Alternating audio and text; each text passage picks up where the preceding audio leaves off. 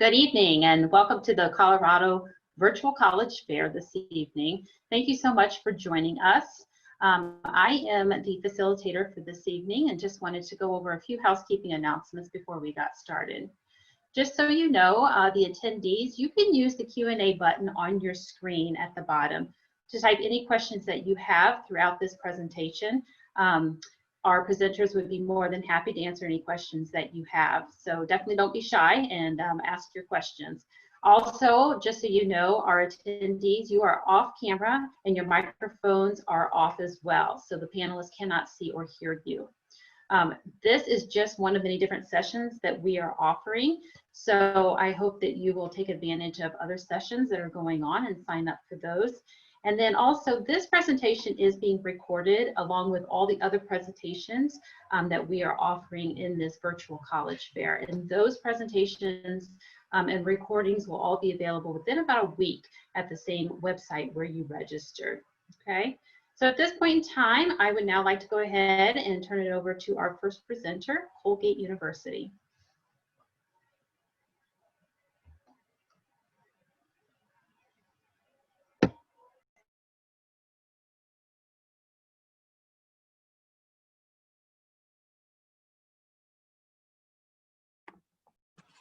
Okay, I think we're all set now. Hi everyone, my name is Alex Fahey. I work at Colgate University, which is in Hamilton, New York. Really excited to have the chance to chat with everyone in this virtual format today. Of course, in 6 minutes, we'll really only scratch the surface of some of the things we want to talk about. But I look forward to connecting with you, answering any questions that you might have in the chat or in the Q&A as we continue through the rest of the program. So in terms of a big picture about Colgate, to sort of get a sense of what we're excited to share, one of the things that we really want students to understand about Colgate is the impact of our scale. So Colgate has about 3,000 students on campus, which makes us a little bit bigger than a traditional liberal arts institution, but of course not nearly as big as a really big research institution might be. So with that, our students really are able to get the balance of both worlds in that they have the academic opportunities that are available, the small class sizes, the close connections with their peers and with their faculty that you would find at a small college, but they have Division I athletics, the school spirit, the research opportunities, and faculty connections that are more representative of a much bigger institution.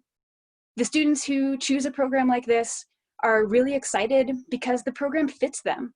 These are students who are talented, they're driven, they're eager to work really collaboratively with their classmates and their faculty members and really engage in this experience.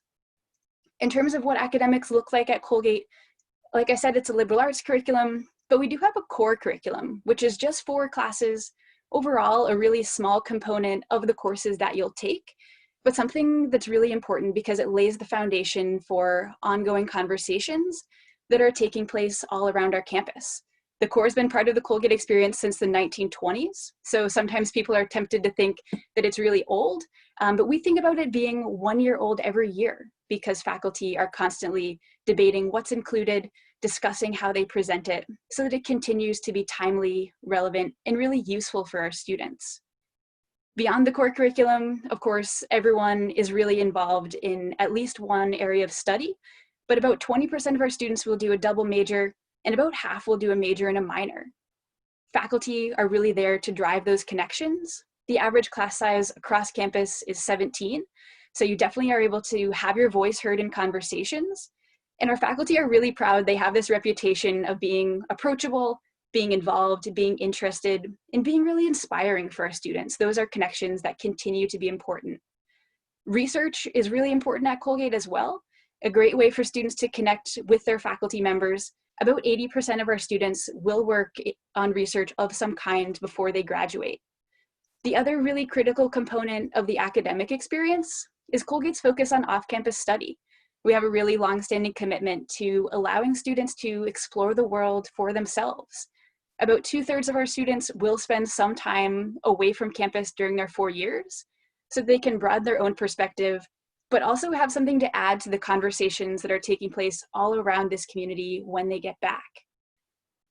It's an academic experience first and foremost, but we know that the experience that our students have outside the classroom is ultimately incredibly important for the experience that they have during their 4 years of college, but also long beyond graduation. Students make close connections and they maintain those. Colgate has 35,000 living alums. They're spread all across the world, and they are dedicated to helping our students from the moment they set foot on campus until long beyond graduation.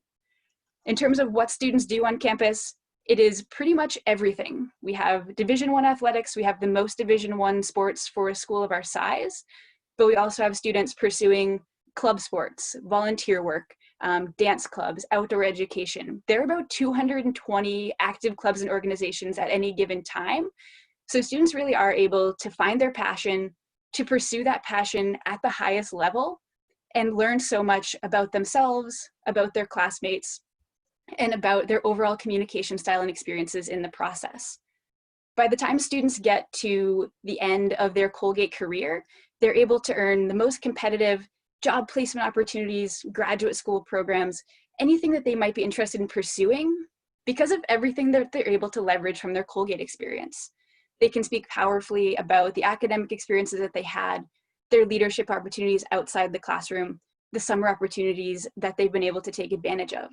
Career services, as well as numerous other support services for students, is there every step of the way, making sure that students are being really thoughtful about what they're passionate about and how they can put themselves in a good position to pursue that later on.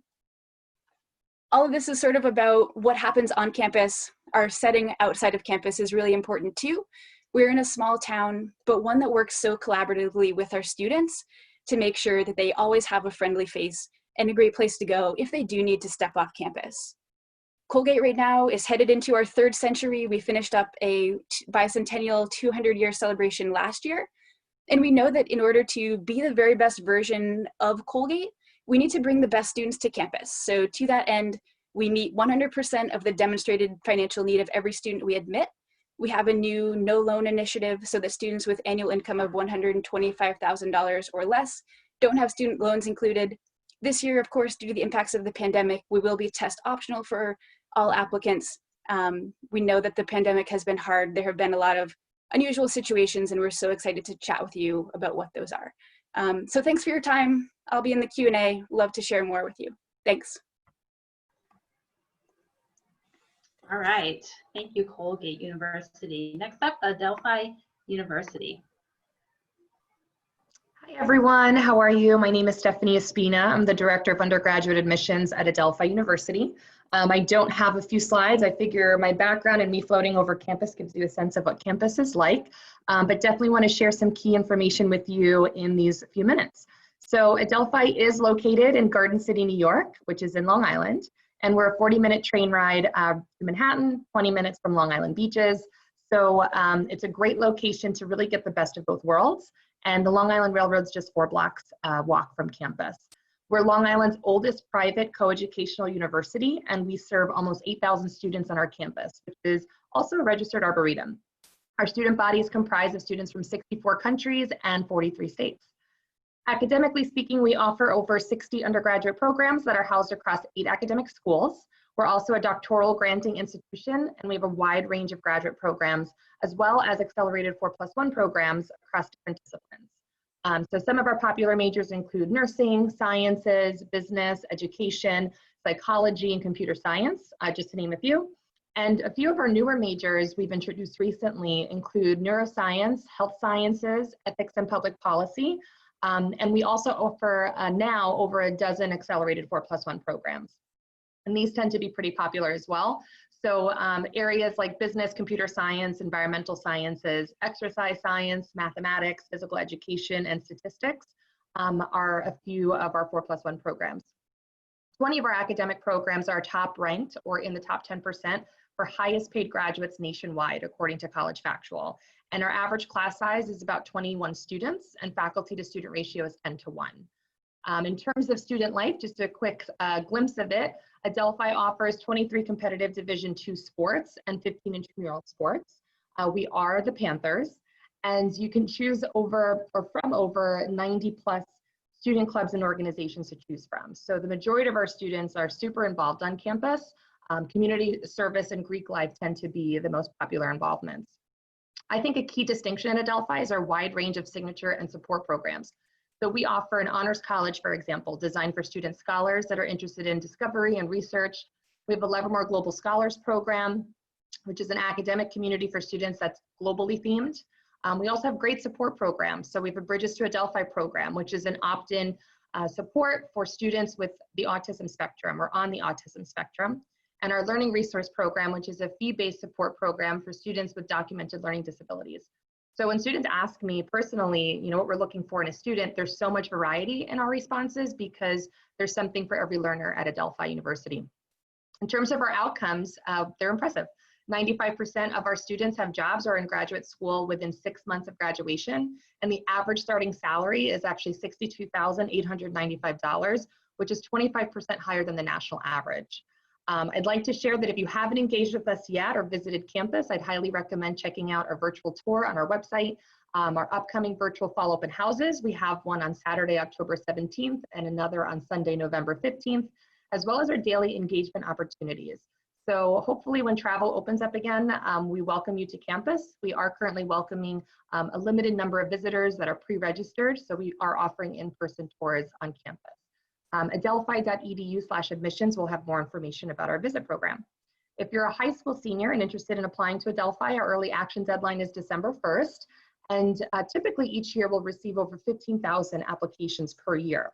Will be test optional for fall 2021, so we won't be requiring SAT or ACT for admission or scholarship consideration. We accept the Common App or the Adelphi application. And just to let you know, our academic scholarships range up to $28,000 per year. Our financial aid consideration is generous as well. So 94% of full-time undergraduate students at Adelphi are receiving some sort of financial aid, and 87% of full-time undergraduates are receiving scholarships. So you're more than welcome to contact me directly if you have any questions about Adelphi. My email is sespina@adelphi.edu, and I will be here for any questions afterwards as well. All right, thank you. Just a reminder to our attendees that if you do have questions, please feel free to use the Q&A button at the bottom of your screen to ask those questions, and our panelists would be more than happy to answer those questions. Next up, we have Bard College. Hi there, my name is Mike Wood. I'm one of the assistant directors of admission at Bard College. I'm just going to start sharing my screen here. I want to take a moment to compliment my predecessors here. This is a challenging time frame to fit into 6 minutes, so it's necessarily not a complete view of a school, which you won't get from Bard, but we try to show you a little bit. And so that's what I'll do, and if you have questions afterwards, my email address is mwood@bard.edu. So what I'm going to do is talk you through a little bit about the college, show you some pictures, and at the end, we're actually going to show a little bit of a movie about one of Bard's signature programs. This slide says, welcome to campus, and it shows the Performing Arts Center, which is designed by Frank Gehry. It houses the academic wings of our dance and theater program, as well as holding an 800-seat auditorium space that's really quite spectacular.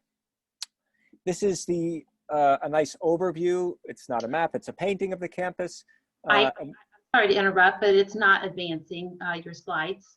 Oh, my goodness. Thank you so much. Let me try this. How embarrassing. Just a second. Can you see that slide? No, not yet. Oh, okay, sorry. Well, maybe, let's go here.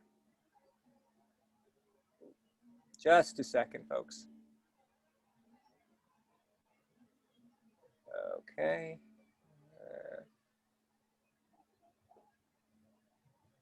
Is that, now you can see that?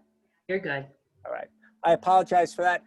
So again, this is the Performing Arts Center, which you can see is sort of the spectacular building that houses the Performing Arts Center, the auditorium, the dance theater, and the theater section.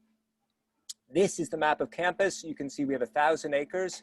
This is the Hudson River right here, this blue band at the top. The Catskill Mountains are behind. That Performing Arts Center was here at the right. This is the north end of campus. If you went 90 miles to the left, south, you would be in New York City, so we're about 2 hours away, very accessible. We consider ourselves lucky to be have this proximity to the cultural splendors of New York while being in this beautiful rural setting. So we do have a 1,000-acre campus. We have 2 functional farms on campus. One is here, it's an apple orchard. The second one by the Performing Arts Center is worked on by students. They work there as they would work in any number of different jobs. So this is the central part of campus. Though it's 1,000 acres, quite grand, you can actually walk fairly easily from my office, say, which is here, to the library. That's about a 3-minute walk. So it's highly accessible all around. So in any discussion of BARD, we like to emphasize the academics. And so we often talk first about the 5 pillars of the BARD education. These are 5 things that all students do. And they highlight the academic experience and the fact that we're looking for both the structure within the program as well as freedom within that. So these first 3 of these pillars take place within the first year, part of the common first year program. They're the workshop in language and thinking, first year seminar, and citizen science. Language and thinking is a 3-week-long writing and reading intensive. It's a pass-fail workshop. Students come from all over the world and are broken up into groups of about 12 or 15 students and are given an anthology of texts. It's intentionally pass-fail because we want to sort of encourage buy-in from our participants. We don't want the stress of a graded course at that point. After that, students would sign up for classes in the first year. Typically, students take 4 courses per semester. In the first year, one of them will be first year seminar, which we've had for many, many decades at BARD. Although the syllabus changes every few years, it's essentially our great books course. The syllabus changes, and as well as the central question that's associated with it. Past questions have included, what is freedom? What does it mean to be human? And the idea behind this is, we want to ask big questions. We want to engage students in different way. A very interesting component of it is that faculty from all over the college teach it. So you might have a physics teacher teaching it, a film professor teaching it, a Spanish literature professor teaching it. You might have Leon Botstein, the president of the college, teaching it. So between the fall and spring semesters, we have citizen science, which is a 2-week-long workshop. It's kind of analogous to the language and thinking program. Traditionally, BARD has been known as an institution very strong in the performing arts and the arts in general, but we have very strong science programs, and we want all of our students, whether they major in science or not, to have a basic sort of scientific literacy. It is only at the end of the second year that BARD students have to declare a major, which they do through the process of moderation. This is a very intentional process, and it is designed to make sure students are choosing the right major for them and for the right reasons. You don't just check a box. You are involved in a very thoughtful process where you write 2 papers. The first one describing the work you've done for the last 2 years in your major. The second one describing where you see yourself going. And then you end up meeting with 3 members of the 3 faculty members, the moderation board, who critique your work and talk about your work and sort of ask you what it is that you're passionate about within this. And at that point, you're accepted formally into the major. This would point towards the senior project, which is the last thing that all BARD students do. And this has to be, again, different for everybody. If you are an artist, if you're a filmmaker, you're going to make a movie. If you're a scientist, you're going to devise an experiment. And if you are a chemist, you might do some extended research project. So this is something that everybody does, but again, it's different for all students.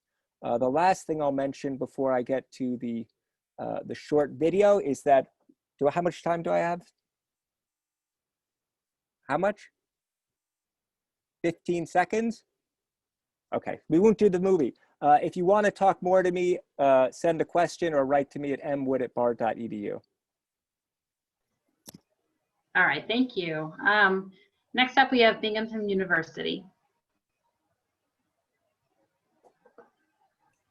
All right. Hi, everyone. My name is Michaela Ridley.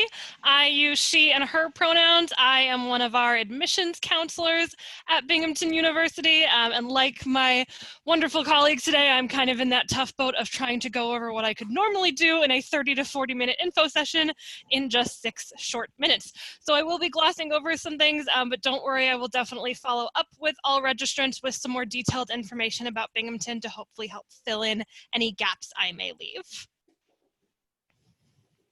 So first things first, understanding where we are. Binghamton is in the southern tier of upstate New York, so we're right where that black dot is.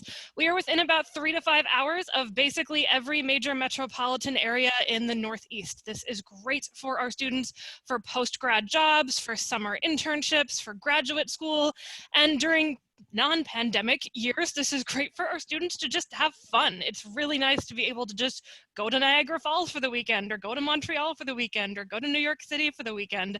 It's ideal for them to really be located in that true heart of the Northeast and have such easy access to all of these great areas.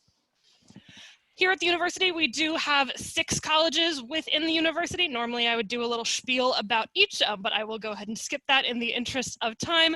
The main important thing to know is that we do have over 130 different academic degree programs, and we also have over 50 options for accelerated master's degrees, meaning you can get your bachelor's degree and master's degree in 5 years instead of 6. And the last thing important to know here is that it is absolutely possible to apply to the university undecided. A lot of people feel like if you don't have a major that you're going to be at some kind of disadvantage in the admissions process. You absolutely are not. We love undecided students. That's great to see. We love students that are still exploring their options and want to dip their feet in the water. You will not be at any kind of disadvantage in the application pool if you do choose to apply undecided. Whatever major you end up doing at Binghamton, you are going to have access to some great hands-on learning opportunities. So we are an R1 research university, which means that we do basically the highest level of research that a university can do. That means that every student in every single major has access to research. We have programs that allow you to do research from day 1 on campus all the way up through your senior year. So tons of ways to get involved with that if you are interested in the research side. But a lot of our students are more so interested in internships and service learning and things like that. These are great ways to get really hands-on experience in your career field, things that not only can help build your resume, but can also help you understand what you really want to do for a living. Obviously, there might be subjects that are really fun for you in the classroom, but they don't directly lend themselves to a specific career. And these kind of internships and service learning opportunities can help you figure out what you really want to do for a living for the decades and decades after you graduate from Binghamton, because obviously that is the goal of the university. Last thing I do like to highlight on this slide is our education abroad program. We do really truly have over 1,000 programs in over 100 different countries. So if you are interested in study abroad, if you want to get that global perspective as part of your college education, Binghamton could be an amazing fit for you. On campus, there is tons of fun stuff to do. We do have over 450 student-run clubs and organizations. We are also a Division I school with 21 Division I sports teams. This setup is really the ideal thing about us being the kind of mid-size research university that we are. We have about 14,000 undergrads, so it's kind of that Goldilocks size. It's big enough that you have all these offerings, all of these different clubs and organizations to get involved with, all these different things to do, but it's also not so big that you're going to feel kind of lost in the crowd. It's that nice middle ground. On campus, the way that we do like our dorms and our communities is a little bit different than the average university. We did recently add a first-year experience dorm for those students that do want to have that experience of living entirely with other first-year students. But by and large, we don't break up the university by first years and sophomores and upperclassmen students. We instead break up the communities by where they're located on campus, the traditions and personalities that they have. Each of our communities on campus has their own student government, in addition to our overarching student government. And they're each slightly different styles. So some of them are dorms, some of them are suites. You really get to choose where you want to live and why, and it really does become like a community. It's the best of both worlds. You get the feeling of a smaller liberal arts college while also having the resources available to you at a mid-sized research university. So that kind of choosing where you want to live and why, we like to think of it as like Hogwarts style housing. So it tends to be really fun for our students. I missed a slide. In the Binghamton area, there's tons of fun stuff to do. We are a small city, so we do have professional sports teams. We have a zoo. We have a huge food and art scene downtown. One of my favorite things that Binghamton does, we do it every year. It's our Luma Festival. It's the bottom right picture that you see there. It is the largest projection arts festival in the country. It's massive laser light shows that are projected onto the faces of historic buildings downtown. It's right at the beginning of September. It's a huge fun festival that students really have to kind of kick off their fall semester. So it's a really fun way to get the year started every September. why did I go backwards? There we go. The last thing I do like to highlight about Binghamton is our value. This fundamentally is the reason why I work for Binghamton. I did not attend Binghamton as an undergrad. I'm one of our very few admissions counselors that didn't. I went to a private school in Boston and I had a great experience there. But being a middle income student at a private school, I went into a lot of debt. So this is really one of the big things about Binghamton is that value that we can provide to our students, the ability to be that public Ivy and offer students the best possible education for the cost that they are, or for the price that they are paying. We do also have great virtual visit opportunities, and I'm going to share my contact information here, but I know my time is almost up. So if you do have any questions, please don't hesitate to reach out to me. Thank you so much. Thank you so much. Again, just a reminder to our attendees, feel free to ask questions in the Q&A button at the bottom of your screen. We have Clarkson University next.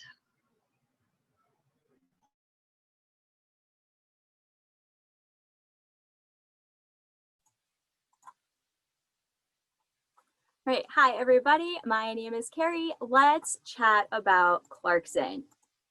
So at Clarkson University, we are 3,300 undergrads who reside on campus. Over 90% of our kids are there all 4 years. Campus is rural, and we're 640 acres in northern New York State. So think of where Colgate and Binghamton were and go straight north. That's where we are. And by the way, I have QR codes on all of my slides that will take you to different Clarkson pages that have to do with that topic. So on this slide here, this will actually take you to our virtual map where you can see all of the buildings on campus. And what Clarkson is mostly known for is engineering. So over 60% of our students fall within this School of Engineering. If you scan that QR code, it'll take you straight to the School of Engineering where you can read about each of the different majors. The largest major on campus is within the School of Engineering. It is mechanical engineering. Our second largest major is aeronautical engineering. Our engineering is all hands-on no matter which major you pick. And engineering studies, way down there at the bottom, is for students who aren't too sure what type of engineer they want to be, but they know that they really want to be an engineer. Don't worry, undecided is totally okay. Next up is our School of Business.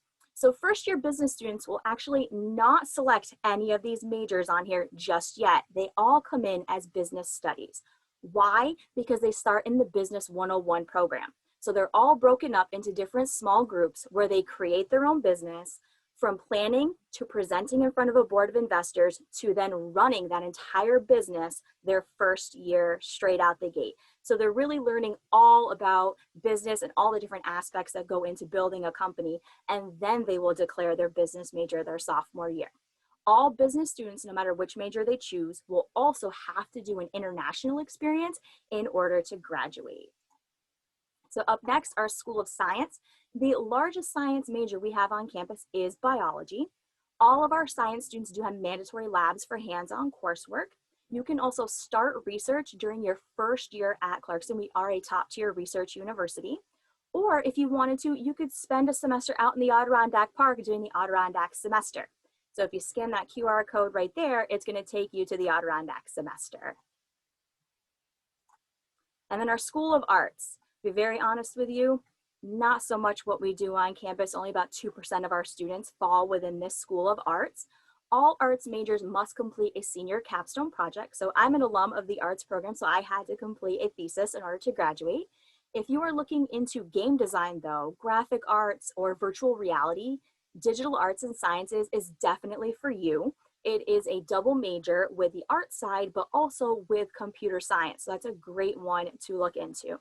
And I also have on the bottom here, if you are completely undecided, select university studies.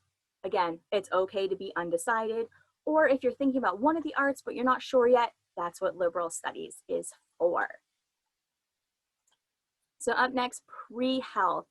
A lot of our students are looking at either pre-med, they're doing pre-PT, pre-PA, or pre-OT. Now, the students who are looking at physical therapy, occupational therapy, and physician assistant sciences, all of those grad programs are actually on our campus. They have their own building on our campus where you will take all of your graduate work. Fun fact about any of these pre-health students, our anatomy courses use cadavers. So there is a cadaver lab on campus. Even undergrads, when you take anatomy, you will be taking it in the cadaver lab.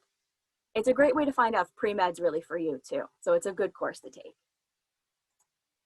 And then the professional experience. So all students, regardless of major, must complete at least one professional experience before graduating from Clarkson. So that could be either a summer internship, that could be the co-op program where you're gone for 8 months. You'll miss a semester, but it's okay. You can make it up later, or you can do professional research, whichever one works best for your career goals. Side note, you can also do more than one if you'd like. We have many students who end up doing multiple internships or do 2 co-ops and miss a year instead. Completely up to you. We also have the international experience, not just for business majors though. Any major across the board, that includes you engineers, you definitely can do study abroad with Clarkson. So right now we're in 29 different countries. We have over 50 programs we're affiliated with. So if you scan that QR code on this slide, it's going to take you to the Career Center and Study Abroad webpage. I'll just give you a second in case you want to scan that one. Clubs and activities. So at Clarkson, again, we're a 4-year residential campus. We're located this close to the Adirondack Park in New York State. We have over 200 clubs on campus, and they range from Greek life to more academic to sports. The most popular club sport happens to be soccer this year. And there's a lot of outdoor clubs as well. Fun fact, the largest club on our campus is the Outing Club. Being so close to the Adirondack Park, we get a lot of hikers. And for you skiers and snowboarders, our home mountain is Whiteface in Lake Placid, New York. And we have 12 speed teams on campus. This might pique the interest of any engineers watching. Those are the student projects for engineering experience and design. You don't necessarily have to be an engineering student to be a part of them, but a lot of engineering students tend to gravitate towards them. So there's a mini Baja, a Formula One car. There's a clean running snowmobile that we have that actually placed first last year, just as an FYI. And we're located 20 miles from the Canadian border. Scan that code to find out a little bit more. Similar to the other schools speaking today, we do have 1 Division I sport, that is men's and women's hockey. We also have 18 Division III teams. Scan that code if you're interested in playing. And then how to get to us. We got 3 airports nearby. Remember your passport if you pick Ottawa, don't forget it. Application requirements. If you scan that QR code right there, that's gonna take you to the scholarship info. Scan that one definitely. And last but not least, here is me.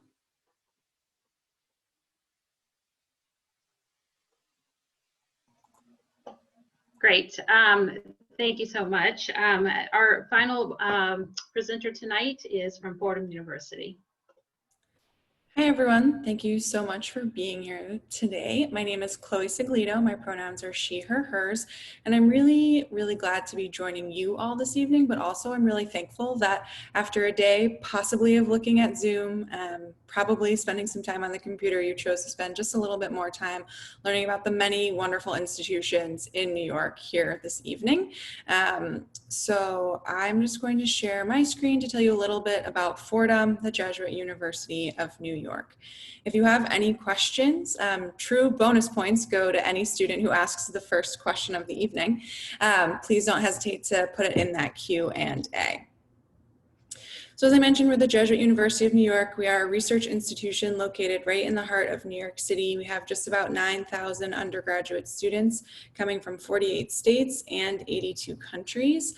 We have about 35% of our students who identify as students of color, and just shy of 10% identify as international students. We also have 17% of our undergraduate body who are first generation. And the reason we share this is because at Fordham, we are really seeking students who will bring their own unique take on the world to our campus. I think if anything coming of this time that we are in has shown us, it's that we need to come together and hear from the many ranges of perspectives and ideas and ways of approaching and tackling problems. And so we're really proud of our undergraduate student body because we believe we are stronger just because we have so many students who bring their own take on the world and who are interested in so many different things. So as I already kind of touched on, we really value community at Fordham. It's something that really speaks to the heart of who we are. It's something that we are always striving to make more tight-knit. So we're always growing and developing. This summer, our president released a university action plan in regard to diversity, equity, and inclusion, something that we are constantly striving to better reflect the city of which we are a part. So we're part of New York City. We want to best reflect the city that so much speaks to what it means to be diverse, what it means to come from diverse backgrounds, come from different places, all into one wonderful location. And so our tagline is the Jesuit University of New York. I'm just going to spend a quick couple of minutes talking about each one of these pieces. And we do start with New York. It's our home, it's where we're from, it's who we are, and that really shapes all of our students' experiences. So chances are, if you're in this panel tonight, you are interested in the state of New York. All of the institutions here are located in New York. So that's really wonderful, because you have to like New York to like Fordham, and you really, really have to like New York in order to get the most out of Fordham, because Fordham is of the city, but New York is in everything that we do. So you might do research, you might get to see your professor doing a performance, you might do tutoring at an elementary school or high school just a couple of blocks away. You might have the opportunity to meet with the CFO of some really huge companies or corporations. You are getting to experience the place and the things that people travel from all over to do, and you get to do it on like a Tuesday afternoon. And I will say, I think New York has been in the news recently, the past several months, in terms of handling of the pandemic.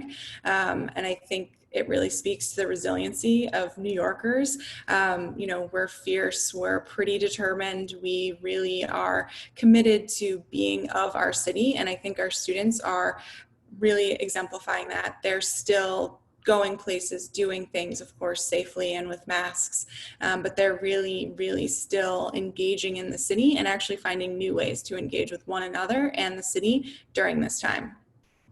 And so really what we say is that New York becomes an extension of your classroom, and it really weaves itself into the very fabric of your undergraduate experience at Fordham. Something really unique about Fordham is we have 2 undergraduate residential college campuses, one at Rose Hill in the Bronx and one at Lincoln Center in Midtown Manhattan. So our students, when they apply, choose the specific college on the specific campus that they are looking for, which really allows them to have the college environment that they're seeking. And so we do have 3 undergraduate colleges, a College of Arts and Sciences at each campus, as well as programs within the School of Business on each one of our campuses. And so what is Jesuit education? It's something that's really fundamental to who we are. The Jesuits are an order of Catholic priests. I like to think of them as the radical rebels of Catholicism. They really are about changing the world through education and through the formation of leaders who are hoping to make a difference, who recognize that the way things are just isn't quite the way things should be. And that's what we really hope to form in our leaders and our students at Fordham. So there are 3 core principles of Jesuit education that really inform all of the work that we do. Cura personalis is care of the whole person. It means you're a student in our classroom. We're also a person that's part of our community. And we want to be sure we're supporting you as a whole person, not just you in our classrooms or through a Zoom or through the computer, as it is these days. Magis means more. It means we're going to push you. We want you to challenge yourself to do things that maybe are a little scary, to go outside your comfort zone, try new things. That's really where all the growth happens. That's where our students become the change agents we so desperately need them to be. And Omnes per Alis is people for others. Couple of quick admission facts. We utilize the common application. Our deadlines are November 1st and January 1st. You apply specifically to one college and one campus. We are test optional for the upcoming 2 cycles. And then finally, our admission and financial aid information. We utilize the FAFSA and CSS profile for both campuses. And thank you so much for your time this evening.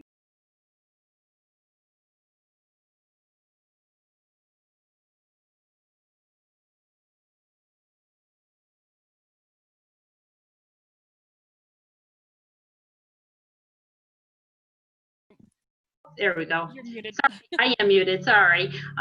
This concludes our session here for tonight. So I just want to say thank you to our panelists for being here. Thank you to our attendees. Just a couple notes that when you close out of this particular window, there will be a link to a very quick 4-question survey. We hope you'll take a minute just to complete that survey, as we would appreciate any feedback that you could provide us. Also, just a reminder, this is one of many different sessions that are being hosted, so be sure to check out and sign up for additional sessions, and that this particular session was recorded along with all the other sessions, and those recordings will be found on the website where you registered. So with that being said, thank you again to everybody for joining us this evening, and I hope you have a good night. Thanks.